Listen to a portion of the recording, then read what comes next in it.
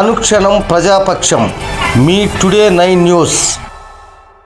నెల్లూరు నగరంలోని old press club నందు ఈరోజు యానాదుల సంఘాల రాష్ట్ర అధ్యక్షులు చౌటూరి సీనయ్య ప్రెస్ మీట్ ఏర్పాటు చేశారు. ఈ కార్యక్రమంలో భాగంగా ఆయన మాట్లాడుతూ యానాదులు 100 సంవత్సరాల క్రితం ఏ విధంగా ఉన్నారో ఈ రోజుకి అలాగే ఉన్నారని, రోడ్ల పక్కన కాలువల పక్కన గుడిసెలు నిర్మించుకుని జీవిస్తున్నారని, ప్రభుత్వ పథకాలు ఎన్నున్నా అవేమీ వారికి చెందడం లేదని ఆయన ఆరోపించారు. అంతేకాకుండా కొంతమంది యానాదుల నాయకులమని చెప్పి రాజకీయ నాయకులకి కొమ్ము కాస్తూ మా నిరుపేదలైన యానాదులకు అన్యాయం చేస్తున్నారని ఆయన వాపోయారు. ఉదాహరణకు పోట్లూరు జయవర్ధన్ ప్రత్యక్ష సాక్ష్యం అని ఆయన తెలియజేశారు. ఇకనైనా ప్రభుత్వం వారు కానీ రాజకీయ నాయకులు కానీ మా యానాదులను ఆదుకోవాలని, వారికి చట్టపరమైన పథకాలన్నీ అమలయ్యేలా చూడాలని ఆయన కోరారు. ఎన్నికల నోటిఫికేషన్ అని చెప్పి నోటిఫికేషన్ మామూలుగా అధికారులు మన శ్రీ పొట్టి శ్రీరాములు నెల్లూరు జిల్లా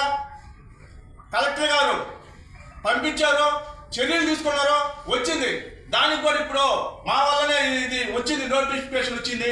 ఈ 15 రోజుల్లో మేము చేసి ఎక్కడైనా సరే మేము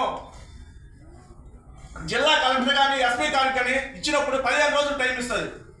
15 రోజులు టైం కాకుండా ఈ లోపలే మాకు వచ్చేసింది. 15 రోజులు టైం తర్వాత వాళ్ళు పద్ధతి దానికి కూడా మేమే చేసామని చెప్పి డబ్బాలు కొట్టుకుంటూ ఒక భయంకరమైన ప్రభావం సృష్టిస్తున్నారు. ఇవన్నీ మానుకోవాలి. అదేవిధంగా మాట్లాడేటప్పుడు అంటే ఒక గిరిజన నాయకుడు అంటాం. గిరిజన నాయకుడు అంటే గిరిజనులు ఎంతమంది బలైపోండరు కళ్ళ కట్టినట్టు సమస్య పరిష్కరించుంటారా? ఈ మధ్య ఒరిగుంటపాడులో 2 పిల్లలు సైజు దాకా వాళ్ళు ఎప్పుడైనా పరామర్శించారా? పండగ పూట ఇసుకపల్లిలో సముద్ర తీరంలో యానాదిపేటలో మరణించారు. పరామర్శించారా? ఎప్పుడైనా రాష్ట్రంలో కానీ జిల్లాలో కానీ గ్రామాలలో కానీ మీరు మనవారి సమస్యల గురించి ఏమన్నా దృష్టి పెట్టారా?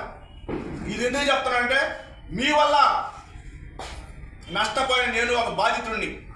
కారణం వెడలూరు మండలానికి సంబంధించిన మన్మధరావుపేట చౌటూరు సీనయ్య, బిఎల్ శేఖరు, నాకు ఫస్ట్లో ఈ కుల సంఘాలన్నీ తెలియదు. నేను ఒక బాధితుడిని.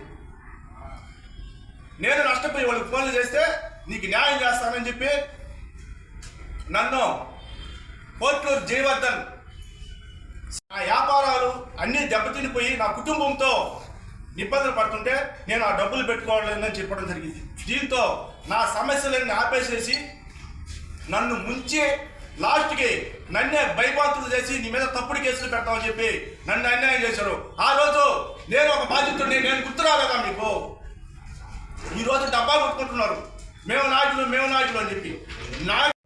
గిరిజనులను అన్యాయం చేసి వాళ్ళు ఏదో శాంతి భద్రతలకి భంగం కలిగించేలా చేయకుండా మన గిరిజన నాయకులు ఏం చేయాలంటే మీకు అందరికీ తెలుసు. కానీ ఇక మీదట కూడా కొన్ని జాగ్రత్తలు పాటించండి.